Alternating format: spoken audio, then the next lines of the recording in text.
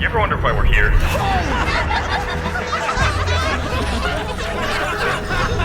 It's one of life's great mysteries, isn't it?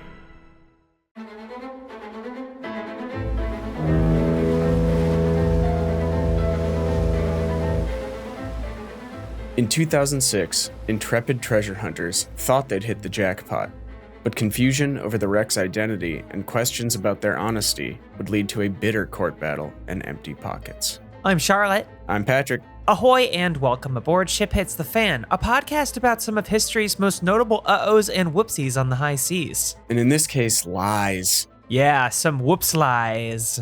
dishonesty, Greed. cheating. I wouldn't presume to lie to the Spanish government. I have nothing to hide, unless, of course, I found a shipwreck and my finger is placed just so against my lips. Like, oh. And should I be, say, in possession of illegal goods found on a wreck that is mine, I shall say, lo siento. That's right. Yes? Well, lo ciento. This is Spain. It's not a Lo C, siento. though. Lo siento. Lo ciento. So I'm going It's a down to TH. Ibiza, right? Yeah, It's me and the And? boys. We're in Barcelona, right? that's right. You're looking for ships. I was going to say thips, Thips. and I realized that's not, Thips. doesn't make any sense. Fips. Welcome to Fip Hits the Fan. Anyway, yeah. So, who are these guys? What, guys? Oh, I thought you were going to... You don't know? No. Oh, okay. So in 1994, two colleagues who had separately worked locating shipwrecks and underwater archaeological sites decided to join forces and create Odyssey Marine Exploration, Inc. It's a good name. Yeah. Nautical researchers, they've got it figured out. Because they have the romance of the sea, Yes. but also the scientific know-how. Yes. It's an analytical look at the terrors of the deep. Right. That's what I say about our show. You're the only one. No one's ever accused us of being analytical. Or deep. No. Greg Stem and John Morris were each skilled divers, but had also invested in emerging technologies as a means of finding and retrieving underwater treasure. They began scanning the ocean floor at coordinates where they believed wrecks had Blockchain, occurred. you think that's what they were using? Yes, Probably the in blockchain. 1994. Yeah, definitely. That's what they were using to find these ships. So they began scanning the ocean floor at coordinates where they believed wrecks had occurred to try and find the remains of ships. I mean, that sounds standard, right? Well, I mean, You go where you think a ship might be and then look for it? 1994, they previously used to just search where they thought ships might not be. This In changed the hopes that they would trick the everything. wreck. Catch it unawares. Right. So yeah, they were not the only people doing this, of course. But by comparison, at the time, they were doing it better than almost anyone else. They're pretty good at it. Mm-hmm. Over the next decade, they stumbled upon a number of treasure-heavy and archaeological significant wrecks. Odyssey was great at finding boats, but they were not so good at identifying them. Throw it on the pile. It's another ship. Or, spoiler alert, maybe they were pretty good at identifying them, but not so great at disclosing what they had identified. Interesting. So, in the late 90s and early 2000s, what a great time, huh? There was so much happening in culture, in the sea, Is and the between. best. What I wouldn't give to go back. You've been jonesing for a new metal to make a return. Well, that can stay in the past. Yeah. Acid wash jeans? Yeah, why not? You have to make some sacrifices, right? if we're bringing back the late 90s and early 2000s, fine. Yeah, acid wash jeans can come back. Yeah. As can chain wallets. They never left, Because those are still cool. Because no one's taking you for a ride then. In this most wondrous of time periods, they began their search for HMS Sussex.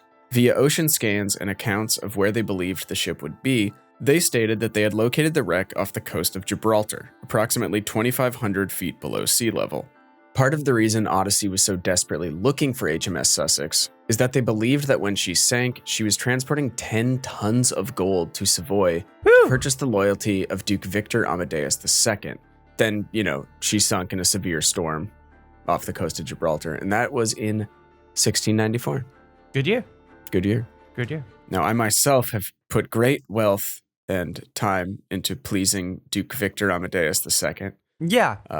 Or at least someone who claims to be the reincarnation of Duke Victor Amadeus II. So I get it. Yeah, I you're understand. buying somebody off somewhere. That's not all I'm doing. Okay. Okay. Anyway. Elaborate on that. No. Okay.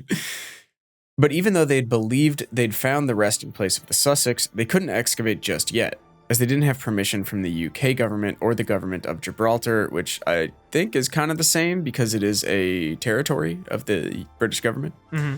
But it's off the Iberian Peninsula. Okay. They were still a new company, and they needed to prove that they had the technology and skills to excavate a wreck that large and historically significant. So they set their sights on something a little closer to home.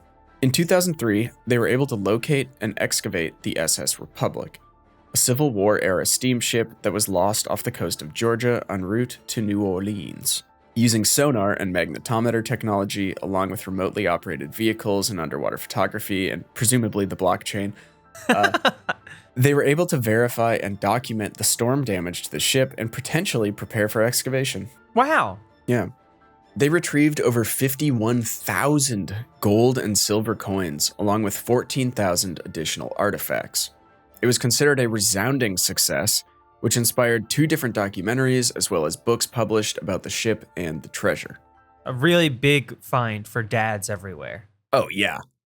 The ham radio hotlines were blowing up over this for sure. Yeah, it was like the aid for Gondor spreading across the world.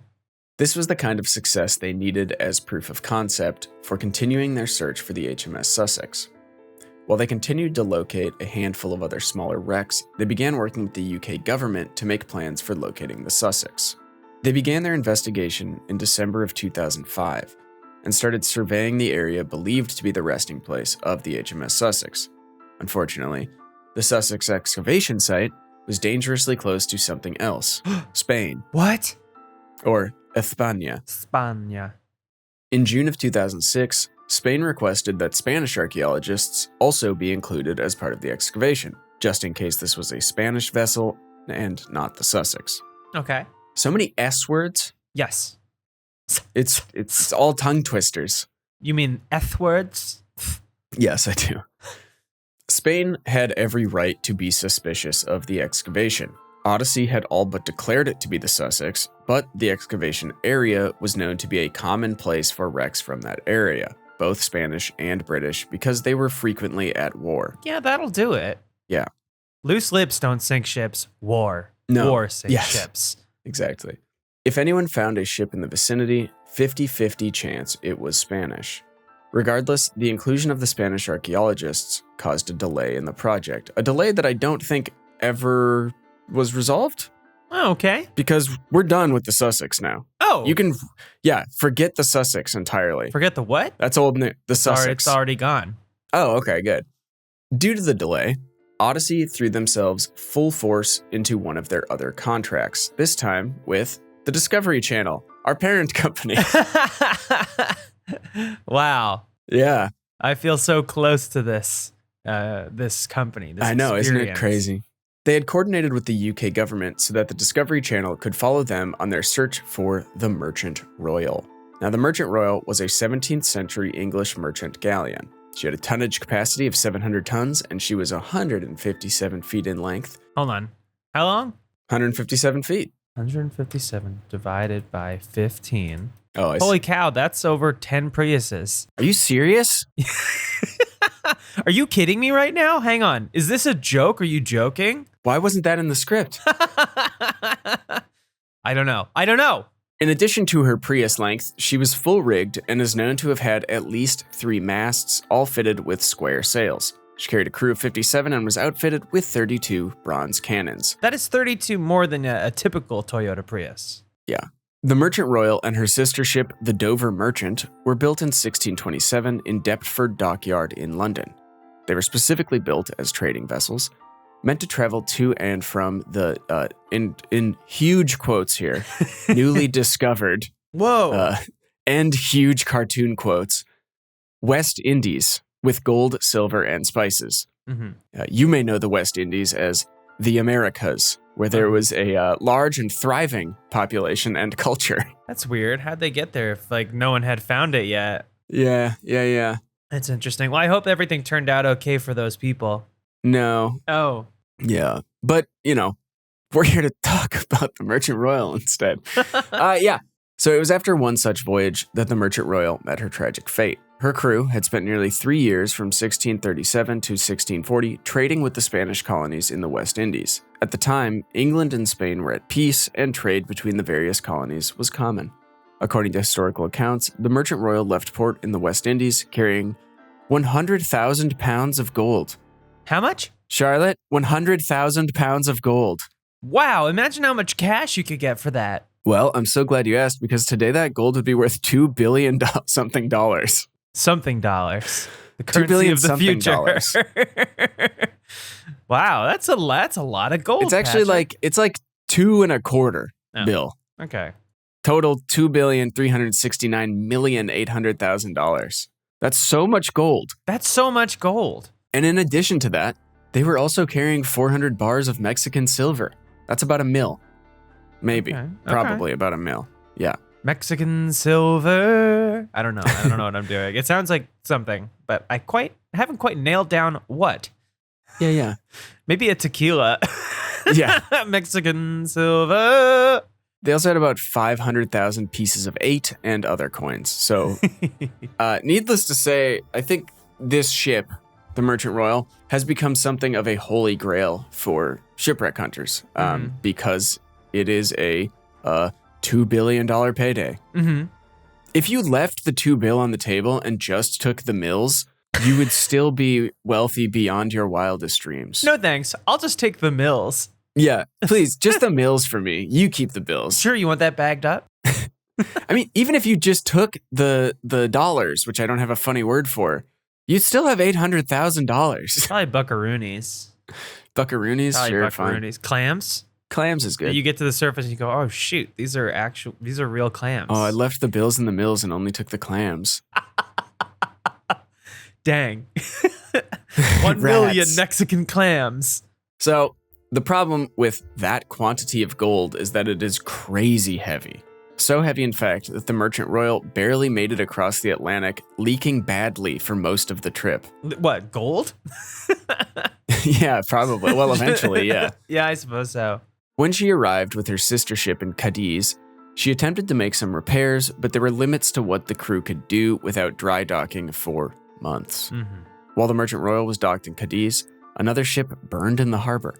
That ship was supposed to be carrying treasure to pay for Spain's troop in Flanders. It's like the Simpsons. No, not like The Simpsons. Okay. The captain of the Merchant Royal saw this as a chance to make a little extra cash. Oh. So he made a deal with the captain of the burned ship to carry the treasure to Antwerp. Mm-hmm. Now, here's the problem. Treasure, like gold, because it is often gold, Yeah. is very heavy. Yes, because this is before the blockchain. Yeah, so treasure wasn't on the blockchain yet. The Merchant Royal leaked even worse than before. The minimal repairs that had been attempted in port were now straining under pounds and pounds, tons and tons, one might say, of treasure. The pumps were failing already under the strain of all that treasure and persistent leaks. Eventually, they hit a storm, the pumps failed completely, the hull of the ship buckled, and the Merchant Royal sank off the coast of Cornwall on September 23rd, 1641. Damn. Rest in peace. Yeah, RIP to the Merchant Royal. 18 of the 57 crew members were lost with the ship, while the remaining 39 made it to lifeboats and were rescued by her sister ship, the Dover Merchant. What a kind of a panic attack is that when you realize you've just lost $2 billion? It's probably not good, Patrick. This is the 1600s, so you're not like, it's not like, oh, well, at least we know where we sunk and we can go get it. It's like, no, that's gone forever. Yeah. And probably either the buyer or seller in this time period could just kill you, I'm assuming. Yeah. They just I mean, are this like, is Duke Amadeus or whatever, the so. second. No, wait, that Yeah. was the Sussex. Oh, right. Oh, yeah. Yeah, okay. Yeah. So it's believed that the treasure sank along with the ship as it was never recorded as reaching its destination. I mean, you can't fit that much gold onto a lifeboat. I could, but I wasn't around. Right. Obviously, this is the ship the Odyssey was looking for. Uh-huh. And they did find a ship, just not that one. Oh, okay. So that was, okay. So that's still gone. We faked you out. I mean, it's still interesting. Yeah, Anytime absolutely. you lose $2 billion to the seabed, it's fascinating. Yeah. Their excavation in the area they believed held the Merchant Royal did yield substantial results. They had been able to retrieve a large number of silver coins from the wreck. Yeah. But there were some problems with the coins. Oh, no. For starters, photos and records of the coins were blurred, but historians could determine, even from those blurred photos, that these coins dated from approximately 100 years after the sinking of the Merchant Royal. I see. So they must have cracked some sort of time travel scheme. Nope, they just found the wrong ship. Oh, yeah. Of course. Secondly, we'll discuss the nature of linear time off air. Yeah. Naturally. In a way, we already have. Yeah. Second, while they had initially identified their search radius as the believed resting place of the Merchant Royal, the eventual wreck site where they retrieved the coins was much closer to Gibraltar than Cornwall. It was nowhere near where the Merchant Royal would have sunk. So, what boat was it? Also, their whole operating philosophy of go near where a ship sinks and then look for it. What happened? I told you, they used to sneak up on him. Oh, right. Right. Right. It's unclear if the Odyssey team knew which ship they had found and maybe just hid the information, or they didn't care what ship they found and just Interesting. started grabbing treasure. Interesting. Like a bank truck that's in an accident on the freeway and spills cash everywhere. You ever see those videos? Well, I've People seen just it. I've seen it done with sprinting out of their car. sharks. There was that truck like that a tipped feeding over with a frenzy. bunch of sharks. No, Oh, yeah, in like Florida. it actually Yeah. spilled a bunch Yeah, of yeah. sharks on the road. I do It remember was very that. much not a feeding frenzy. Actually, I think you could call it a tragedy. Sure. Only if you like sharks, though. Yeah, if not, which- a huge win for humanity. I guess it depends how you came out of the Indianapolis episodes. Yeah. Good for them, you said about the sharks. Yeah. So, what we do know for sure is that the Odyssey team knew definitely that it was not the Merchant Royal. They quietly flew thousands of coins to an undisclosed location in Florida to be examined by rare coin experts. Okay. Don't know why undisclosed location in Florida is so funny to me. Rare coin experts is also pretty funny. Yeah, well, that's a special type of nerd that is, I think, slowly dying away, like stamp guys. Yeah, it's the analog weirdos. Now we just have Yeah. like weird tech guys. Mm-hmm. Like you. I'm not a what? Go on. Yeah. These experts confirmed that while the find was substantial and historically significant, the coins were too late and too Spanish to be from the Merchant Royal. These coins are much too Spanish. Pardon me. These coins are far too... Oh, wait, no, it's Florida. It's Florida. These coins is too Spanish. I like the first guy. Like, pardon Okay. me, I'm sorry. I'm just back from Tampa. Where we summer. I've just returned from clear water, and I must say these coins are much, much too Spanish. They're dreadfully Spanish. I think this British guy summers in inland Florida because he got scammed. Yeah. So, it's believed that the ship they actually found was the Nuestra Senora de las Mercedes, Mercedes. which we will call the Mercedes from here on out.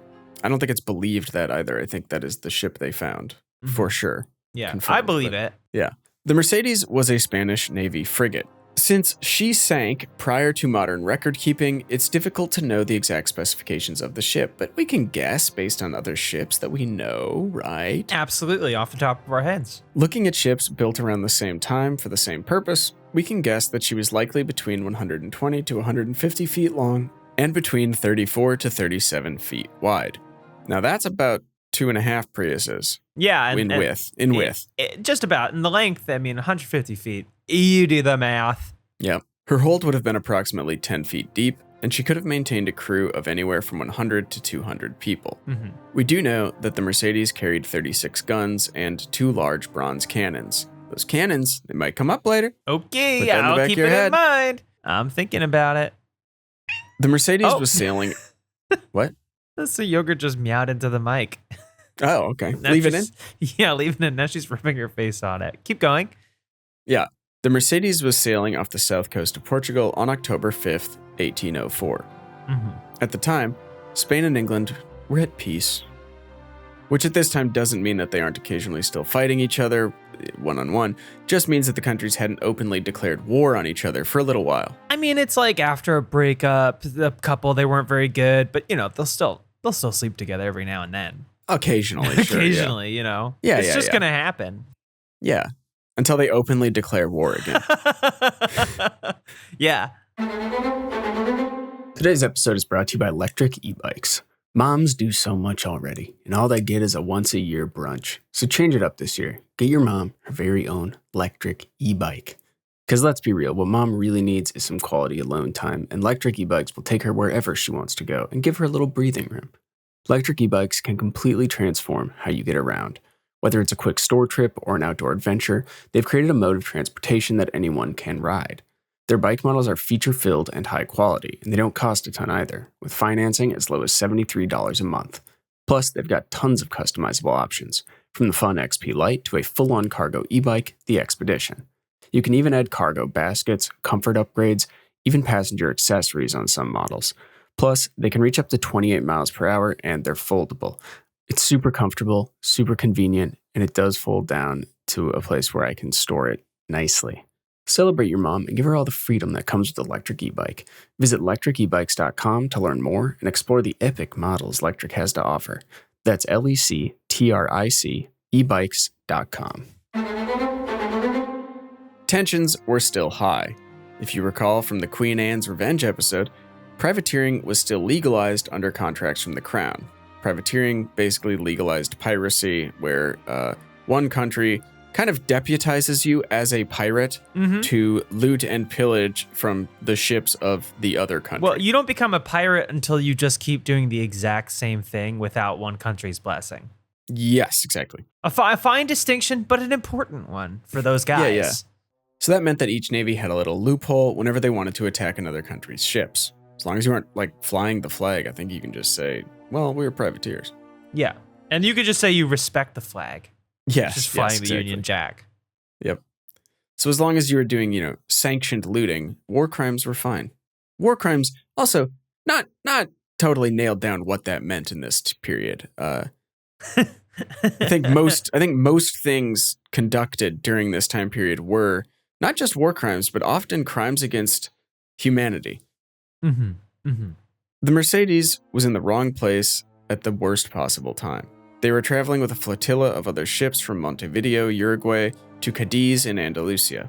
The Mercedes was weighed down with silver, tons of gold coins, cinnamon, quinoa, and vicuña, a type of llama. Interesting. Let's talk vicuñas, Charlotte. Yeah, let's do it. They're believed to be relatives of the llama, but more importantly, they're considered to be the wild ancestors of modern domesticated alpacas. Really? Alpacas, who you may know, are bred for their extremely fine wool. Yeah, obviously, that goes without saying. Yeah. But that wool comes from 200 years of breeding for the best wool yield. Now, the vicuñas of yesteryear, they still produced highly coveted wool, but they could only be shorn every 3 years for a small yield. That's not enough wool. I know. What are you going to clothe? A baby? Actually, royalty. Okay, that makes more sense. Because when knitted or woven, the fabric is extremely warm and ever so soft.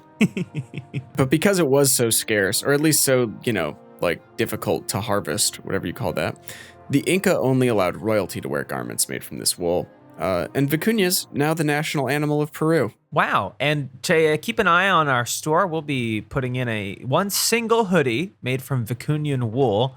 And it can only be sold to royalty or, if you're clever, pretenders to the throne. Yeah. So if you have documents or just, regal blood, hit us up, buy that shirt. And send us your blood. Send us your blood. So, yeah. By the way, for any vicuña heads out there, now would be a good time to stop listening. The Spanish were transporting them back to Spain, likely in hopes of breeding them and domesticating them the same way we've done with alpacas. The flotilla traveled past the south shore of Portugal, almost home, but dangerously close to England's waters. Sure enough, they were intercepted by a Royal Navy task force, who demanded they dock in a British-controlled port and allow the Royal Navy to come aboard and inspect their ship. You can tell when it's English waters because there's a distinct demarcation point where the water turns brown because it's filled with tea bags. Yeah, They're just steeping it. Mm-hmm. The captain of the Mercedes, José de Bustamante y Huera, refused because they weren't at war with England. The British had no right to give orders for their ship. He declared that he would not comply with the order. Yeah. The men returned to their respective ships, and the HMS Amphion fired a single shot. Oh my God. I know. I'm just reading ahead Jesus. a little bit. Oh my God. The shot hit the Mercedes magazine, which contained the gunpowder for all of her 36 guns and 2 cannons. Oh my God. Wow, what a shot. Do you think the British even intended to hit them? Absolutely not. It was just a warning shot, and then maybe they to happened to hit part of the hull or one of the masts or something. They happened to hit the self-destruct button. They hit the payload. Yeah, this caused a near instant explosion that killed many crew members and sank the ship almost instantly. Of her crew of over 300, only 51 survived the sinking and were taken prisoner on board the British ships. Now, obviously, this caused significant loss of life, treasure, and vicunias. Yes. So much loss, in fact, that the countries went back to war. Wow. Literally the shot heard round this part of the world. Yeah. It's understandable why Spain might want the artifacts from that ship. Not only have they been waiting on those vicunias for years, but it's also a historical touchstone for them as a country. It's going to make one hell of a hat.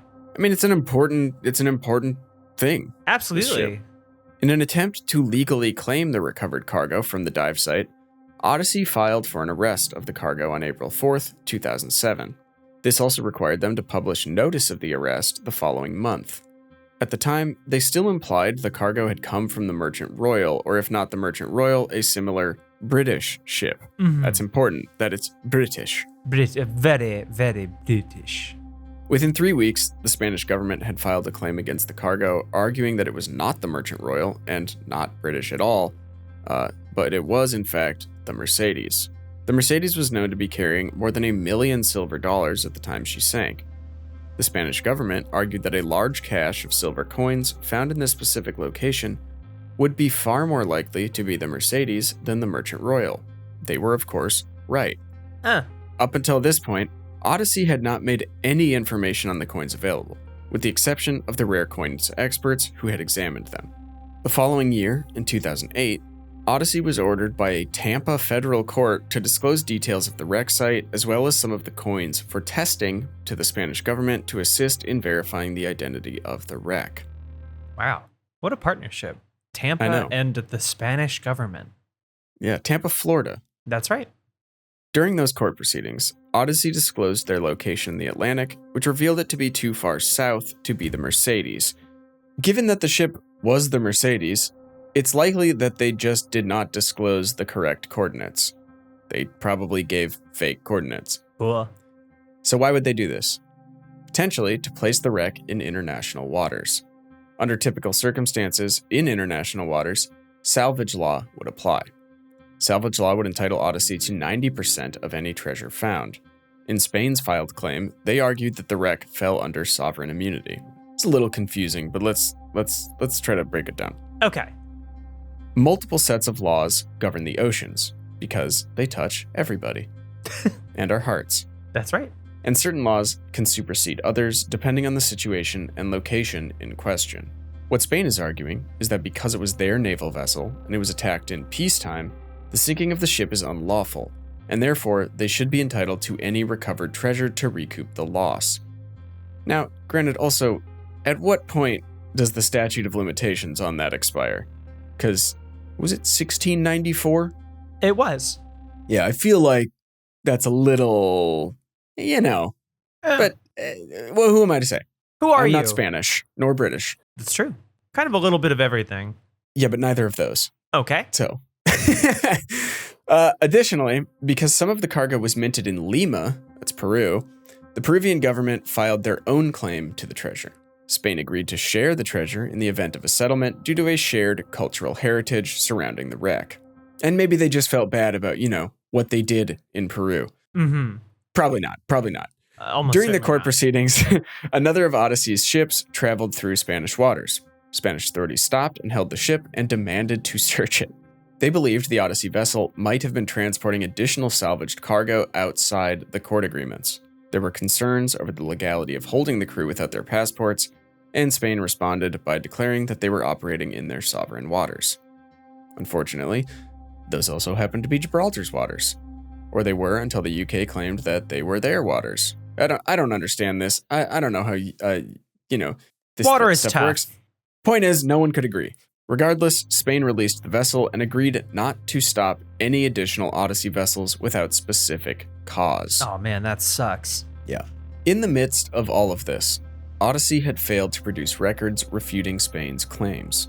And so on June 4th, 2009, a judge in Tampa, Florida, granted Spain's claim and ruled in favor of Spain's sovereignty in the matter.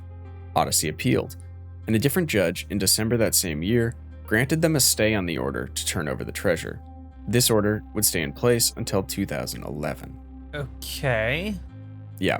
In January of 2011, Odyssey claimed that some language used in state documents suggested that the U.S. State Department had influenced the case in an attempt to retrieve a Pissarro painting for a private citizen? But I guess this story was ultimately proven to be false. It's fantastic. Beautiful. In September of 2011, an additional court of appeals upheld the initial decision to defer to Spanish sovereignty regarding the treasure. Odyssey was ordered to return the 17 tons of silver coins and other treasures to Spain. Over the next year, Odyssey filed multiple stay motions and requested to maintain possession. Ultimately, all of these appeals were denied, the final one being denied by Justice Clarence Thomas of the Supreme Court. Wow. Every once in a while, a true scumbag actually does something right. There you go. Ultimately, the coins were returned to Spain on December 2nd, 2012. The Spanish government displayed the coins in their National Museum of Subaquatic Archaeology, where the wreck has its own permanent display. Cool. You can look it up. Yeah, there's photos. It's cool. Also, if you're traveling through Spain and happen to be at the National Museum of Subaquatic Archaeology, send photos to on Twitter, ShipHitsPod. Snap a pic. Maybe two.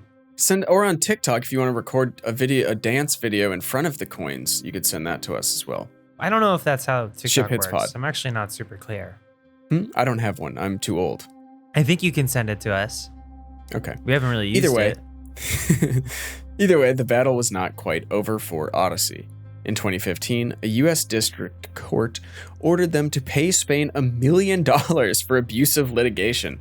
Now see, if they just doubled down and went back to looking for the Merchant Royal and found it, they could leave the bills and the mills at the seabed and still have 800,000 clams to pay the Spanish government. That's a lot of clams.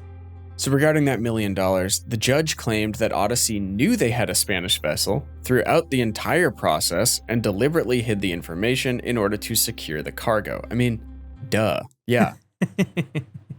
What? Oh my Yeah, god, I know. I'm just hearing about this. The guys that Oh, run I the didn't- thing. I had It's no like, idea. oh my god, that's awful. Well, whoever did that or is responsible for this should own up for it. I'll see if I can find them. Their pockets are overflowing with doubloons. Bulging with Yeah, pieces of 8. Oh my god, what is that? Was that here? Oh my god, that's not mine. I'll take it and find whoever it is. Let me take care of it though. So in 2017, using the full coordinates data following the release of the court documents, the Spanish Navy retrieved 2 large bronze cannons from the wreck, named Santa Barbara and Santa Rufina.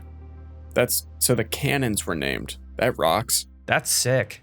Each cannon weighs 2 tons, and they're now part of the museum display. Man, that's awesome. Yeah. So these days, per their website, Odyssey mostly sticks to deep sea mining instead of treasure hunting. Yeah, I mean, they seem to be good at it, but they seem to be bad at holding on to it. Yeah. So maybe they were bad at it. They were They're really good at getting fumbling bags. They're really good at getting bags, but then also fumbling immediately them. fumbling, and then further losing some of their own bags. Yeah.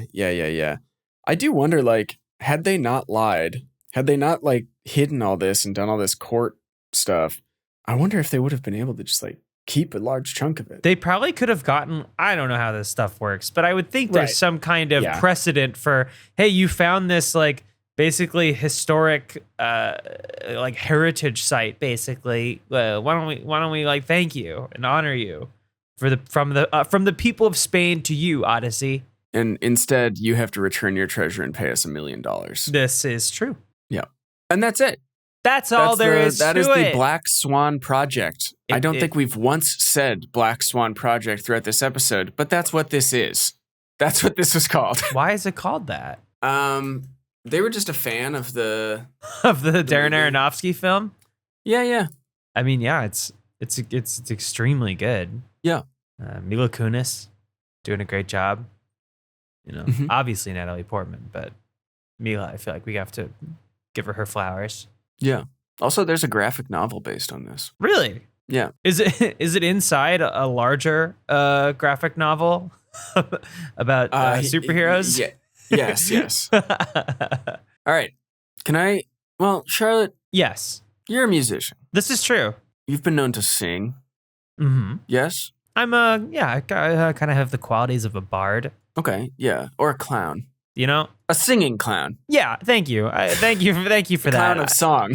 Yes, a clown with a heart for music. Yeah. Mom's Home on Spotify. Mom's Can I Home get on more than Spotify no, everywhere? please don't pitch yourself. It's Okay. rude.